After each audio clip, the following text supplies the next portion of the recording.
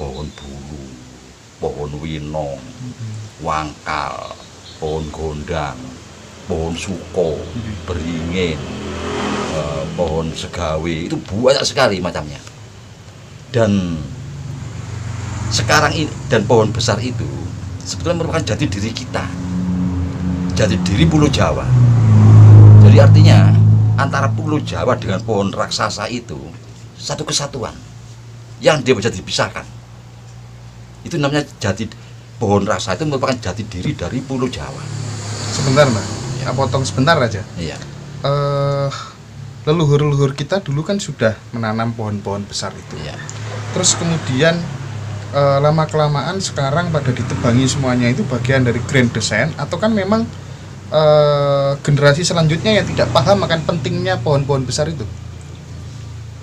Saya tetap berpegang pada yang pertama, grand design itu. Sebab grand design itu sendiri yang membuat anak-anak muda tidak paham. Dibuat tidak paham. Jadi maka saya sebutkan bahwa sampai sekarang kalau dihitung tidak terlalu jauh ya, setelah kita merdeka, kehilangan pohon raksasa di lembah Pulau Jawa. Kalau di gunung masih ada, di gunung itu juga pondasi dari Pulau Jawa ini ya. Jadi gunung-gunung yang ada di Pulau Jawa, mulai dari timur sampai ke barat itu pondasi. Tapi di samping itu kita tidak bisa meremehkan pohon raksasa, di mana di lembah Pulau Jawa ini, kaki gunung dan lembah itu habis tidak hanya ratusan ribu, mungkin jutaan yang habis. Saat saya masih kecil, setiap dusun minimal ada 5 pohon raksasa itu. Ada 5 minimal. Ya? Bisa di punden ya, terus di mocopatan di dusun. Tiap pinggir dusun dikasih 2, satu-satu pohon raksasa itu. Juga di tempat-tempat khusus seperti balai desa, rumah bupati atau kantor bupati, kantor kewedanan, itu ada pohon raksasa itu. Nah itu kalau kita hitung dengan luas Pulau Jawa ini, kita sudah kehilangan puluhan ribu, ratusan ribu, bahkan mungkin jutaan habis pohon raksasa itu. Padahal pohon-pohon raksasa itu merupakan jati diri Pulau Jawa. Jati diri Pulau Jawa. Satu kesatuan antara pohon-pohon raksasa itu dengan pulau itu, satu kesatuan yang utuh, tidak bisa dilepaskan. Nah, sekarang kita bicara tentang manfaat pohon raksasa itu atau fungsi dari pohon raksasa itu. Kegunaannya untuk apa? Ya. Atau kalau lebih keren lagi dikatakan apa yang dikerjakan oleh pohon raksasa itu? Yang dikerjakan itu apa? Satu, beliau itu membentuk sumber air. Ya, sumber air. Mampu membentuk sumber air. Ya. Kedua, dan sumber air itu air bersih, air layak minum. Kedua, akar-akar pohon raksasa ini mampu menetralisir air. Sekeruh apapun dinetralisir menjadi layak minum. Tanpa proses. Ini kemampuan, ini ciptaan Tuhan ya. Kemampuan dari akar pohon raksasa itu. Ketiga, pohon raksasa itu merupakan pabrik oksigen yang tidak bisa digantikan. Pabrik oksigen tidak bisa digantikan. Nah, berikutnya, pohon raksasa itu menjaga kontur tanah, ketinggian tanah dari permukaan laut. Dijaga, bahkan menambah tinggi, terus bertambah tinggi. Dengan adanya pohon raksasa ini, dengan hilangnya pohon raksasa, tanah itu menurun. Kalau mau menghitung misalnya ya, sejak awal kemerdekaan ya, sampai sekarang sudah turun berapa meter Pulau Jawa ini dari permukaan laut? Sudah jauh sekali turunnya itu. Sehingga air dari air hujan langsung bablas ke laut. Dan jalannya air hujan ini ya, arusnya itu lamban. Karena menurun kan. Menjadi letter gini. Di samping tidak terserap oleh tanah, tidak ada teknologi alam yang menyerap. Apa itu? Ya akar pohon raksasa ini yang menyerap. Bablas ke laut dan jalannya pelan. Ya itu pasti banjir kan. Nah, dan akhirnya apa? Air laut terserap ke dalam. Terserap masuk ke dalam. Terkikis kita. Nah, Dan lagi pohon raksasa ini mampu menseimbangkan 4 unsur alam itu. Unsur tanah, air, udara. Paris itu diseimbangkan. Ada keseimbangan unsur di situ. Jadi betapa besar manfaat pohon raksasa itu. Tapi akhirnya satu persatu dipotong tanpa alasan yang jelas. Ini kata-kata ini tanpa alasan yang jelas. Atau mungkin kekhawatiran ini Pak, kekhawatiran apa? Biasanya kalau pohon-pohon besar itu kan punden Pak ya, punden katanya syirik lah dan lain sebagainya lah. Mungkin karena itu mungkin Pak. Nah, saya tidak bicara itu. Ya. Itu boleh dipertanyakan. Iya. Itu siapapun berhak untuk bertanya tentang itu. Iya, Pak. Dan saya pun berhak untuk tidak menjawab. Itu, ya. Yang jelas itu saya katakan tanpa alasannya jelas. Iya, betul. Nah, akhirnya apa? Akhirnya kita kehilangan sekian ratus ribu pohon raksasa. Nah, sumber tidak ada. Sumber tidak ada. Tidak ada lagi sudah. Sumber-sumber air bersih tidak ada. Dan keseimbangan alam tidak terkontrol. Tanah menurun drastis. Makanya di kota-kota besar, Surabaya, Jakarta, ini penanggulangan banjir tidak akan bisa. Tidak bisa ya? Tidak bisa. Cara apapun. Tandon air termasuk Jakarta, Surabaya nggak bisa ya? Tanpa untuk menggantikan tandon air yang dibentuk oleh pohon raksasa tidak bisa ditiru oleh manusia. Teknologi manusia tidak akan bisa meniru, tidak akan bisa. Gorong-gorong tandon tidak bisa meniru. Ini alam, karena pohon ini jati diri tanah Jawa. Ini yang sangat berbahaya. Jadi sekarang ini mau tidak mau kita harus kembalikan menjadi semula. Karena apa? Kita mewarisi Pulau Jawa ini ya dari leluhur kita. Ini lengkap dengan pohon raksasanya, lengkap dengan alamnya yang subur, yang indah, yang rindang, yang tanpa banjir ya. Makanya saya tidak setuju kalau misalnya ada para ilmuwan mengatakan kenapa kok ini candi ini tenggelam, Borobudur tenggelam karena banjir alam. Tidak, saya tidak setuju itu, kecuali gunung meletus. Nah, tsunami tidak ada tsunami karena pohon raksasa kita masih lengkap, masih utuh, tidak mungkin ada tsunami. Dulu tidak pernah ada mungkin, tsunami. iya, tidak mungkin ada. Kalau tentang itu bisa kita nanti bicarakan tersendiri. Tenggelamnya candi. Memang kita uruk gitu. Kita yang menyembunyikan memang. Menjelang mau dihantam. Uruk gitu berarti ya. Iya, ada teknologi pengurukan. Yang itu ada mitosnya kan itu. Mitosnya kalau dibedah secara rasional akan ketahuan. Pada saat kita mau digempur dan kita tidak akan menang, kita uruk semuanya. Bukan dengan bencana alam. Nah, kita memprediksi wah bencana alam ini akan terjadi lagi. Nah, oleh karena itu sekarang tidak ada cara lain kecuali kita mengembalikan alam ini seperti dulu, sebagaimana kita waktu menerima dari leluhur kita. Nanti kita mewariskan kepada cucu kita utuh seperti kita menerima dari leluhur itu. Kita berbuat tapi kita tidak menerima akibat dari apa yang kita berbuat, tapi anak cucu kita nanti yang anak cucu ya, waduh, kita bisa membayangkan kalau sekarang seperti ini 50 tahun lagi gimana. Andai kata tidak ada gerakan besar menanam pohon besar. Karena pohon raksasa itu kan sangat mudah dicari bibitnya, sangat mudah. Tinggal mengambil bibit kecil-kecil itu kita pindah dan nanamnya pasti jadi. Cuma masalahnya ruang dan waktu. Artinya apa? Tempat.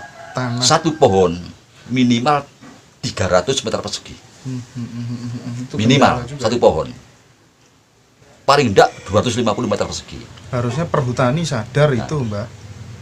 Menteri Kehutanan malah. Enggak, itu bukan di hutan, di lembah. Di lembah ya? Di Jakarta, di Surabaya, iya. Di kota-kota itu. Problemnya ya tanah itu. Iya.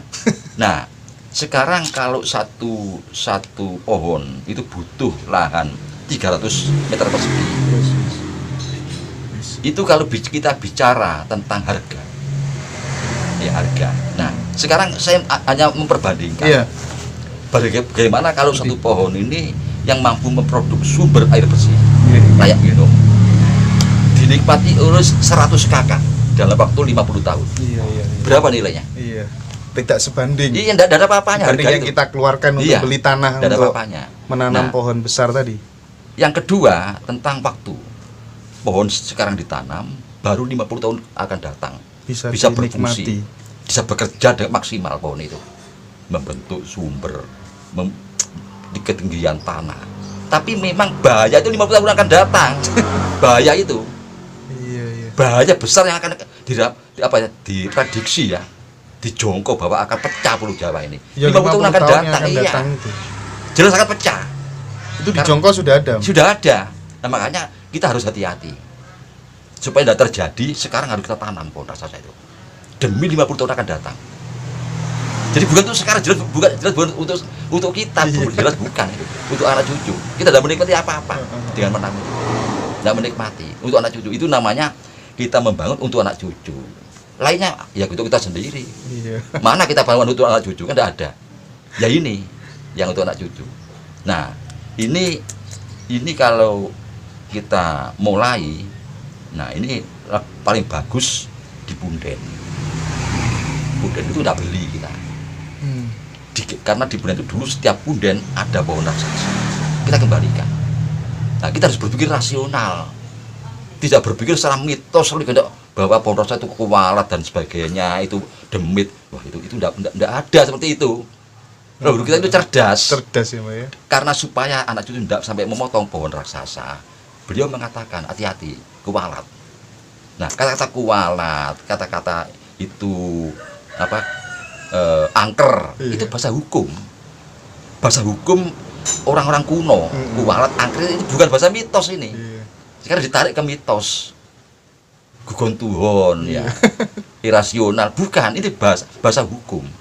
Kamu akan kualat, kamu akan ini angker. Jadi itu bagian pendidikan versi leluhur kita. Betul-betul kalau kamu memotong ini hukumannya berat. Jadi menyelamatkan ini pulau ini. Karena pulau itu ya, itu juga pondasi. Di samping pohon raksasa ini secara kebersamaan, ini pondasi pulau. Memperkuat status pulau menjadi kuat. Karena akar di bawah itu bersambung. Nah, ini kekuasaan Tuhan bersambung akar ini. Ini menjaga sehingga pulau itu tampak kuat. Dan kekuatan pulau ini, kekuatan akar pohon yang kebersamaan ini merebet ke laut. Sehingga yang dikatakan lempengan di laut pecah dan sebagainya tidak terjadi. Tidak akan terjadi. Karena pohon raksasa ini kita tidak memperhitungkan itu. Tidak pernah ada penelitian bagaimana sih kekuatan pohon raksasa ini untuk pulau. Kan tidak pernah ada. Bagaimana apa berpengaruh kepada laut? Tidak pernah ada.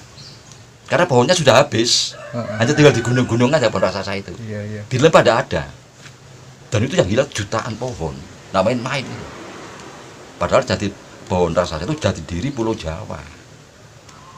Satu kesatuan yang tidak bisa ditinggalkan. Nah, kita harus ada gerakan menanam kembali. Nah, supaya tidak beli di Punden aja. Di kota pun itu ada Punden. Toh tidak akan ada kata itu dianggap misalnya mengganggu hotel besar gitu. Kan belum sekarang mengganggunya. 10 tahun 20 tahun kan tidak mengganggu. Masih belum tinggi. Nanti 50 tahun lagi baru dia akan berfungsi maksimal. Nah, ini penting karena ini harus diselamatkan anak cucu kita itu. Jadi memang tidak aneh kalau pada abad-abad 15, 16 itu timbul satu unen-unen atau ungkapan dari para leluhur kita bahwa kelak tanah Jawa akan pecah. Ya karena ini pohon raksasa yang hilang ini. Ini sangat memprihatinkan sekali. Jadi kalau dipelajari apa fungsi pohon raksasa ini, apa ya yang dikerjakan oleh pohon raksasa ini untuk manusia, itu luar biasa. Nah,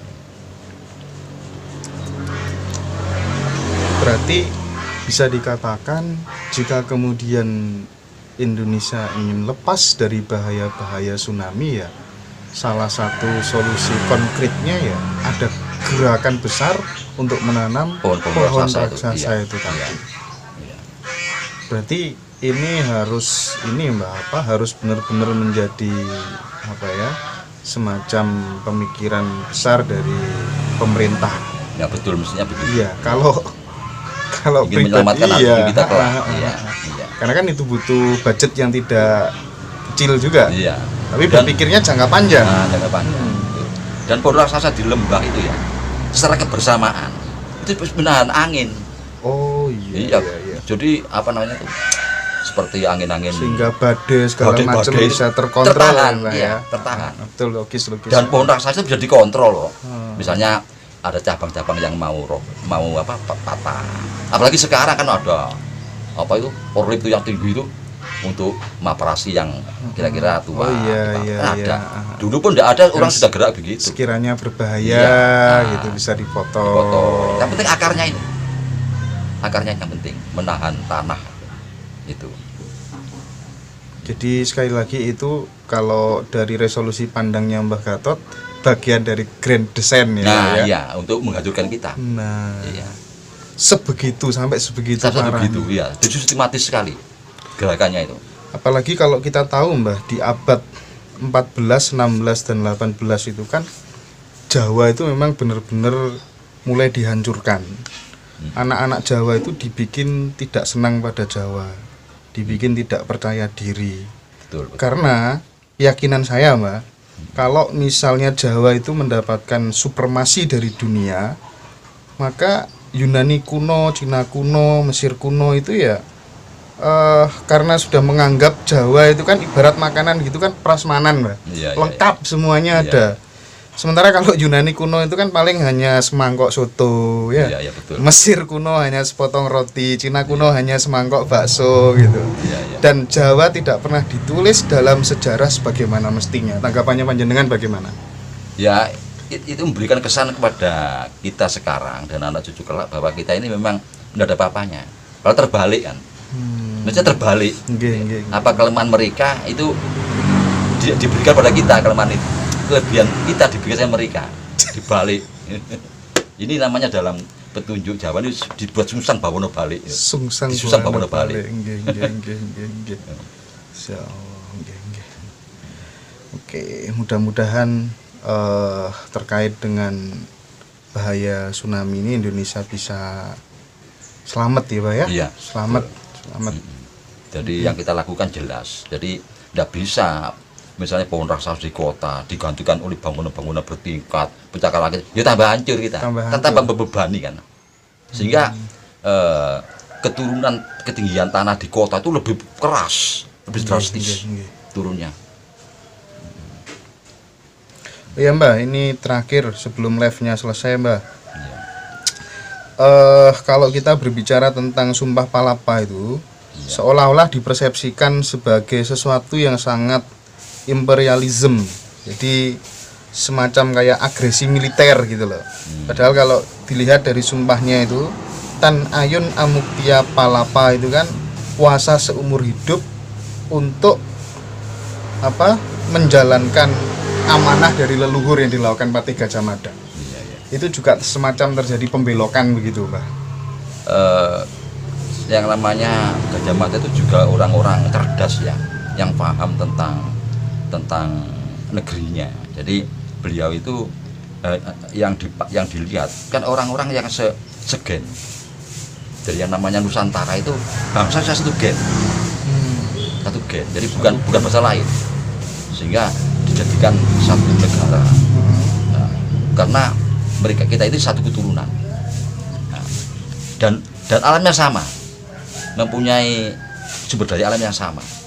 Jadi kemakmuran dari alam itu sama. Nah, sehingga yang kalau disebut palapa itu Amukti Palapa. Pala itu artinya kemakmuran.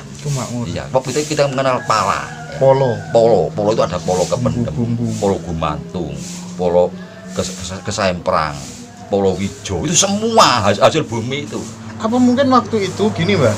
Jadi sebelum bisa menyatukan Nusantara itu, beliau memang poso mutih terus, tidak mau makan. Enggak begitu. Oh, enggak gitu ya? Enggak, iya. Buta Batu itu kan leluhur kita sudah memberikan gambar. Terus dikatakan ini suka poso tapi apanya gede. Oh, tidak mungkin kan? Iya, betul. Sudah diberi gambaran. Kan? Iya. Itu dipaksa. Ada yang paksa Gajah Mada itu terangno bahwa dia itu suka puasa.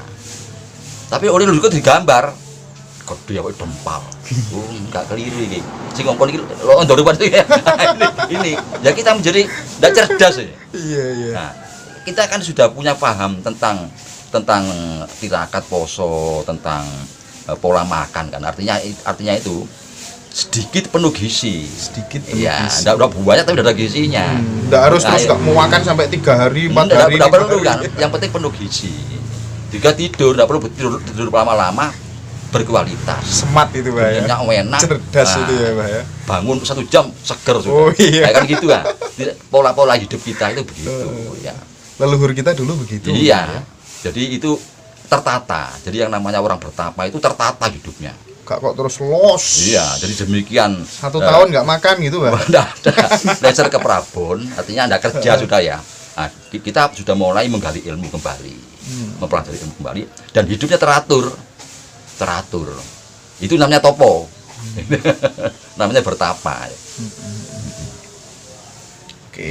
Jadi palapa itu ya demi kemakmuran. Oke. Nah, sekarang sudah disederhanakan. Kata-kata pelapa itu ada di Jawa Timur itu ada. Bubu pepek lengkap, bubu lengkap. Itu jelas masih ada. Iya. Nah, ini saya tidak mengkritik ilmuwan ya, ahli sejarah. Iya. Ya itu saya sangat angkat topi kepada Profesor Dr. Slamet Mulyana, Profesor Dr. Adus Munandara, para dua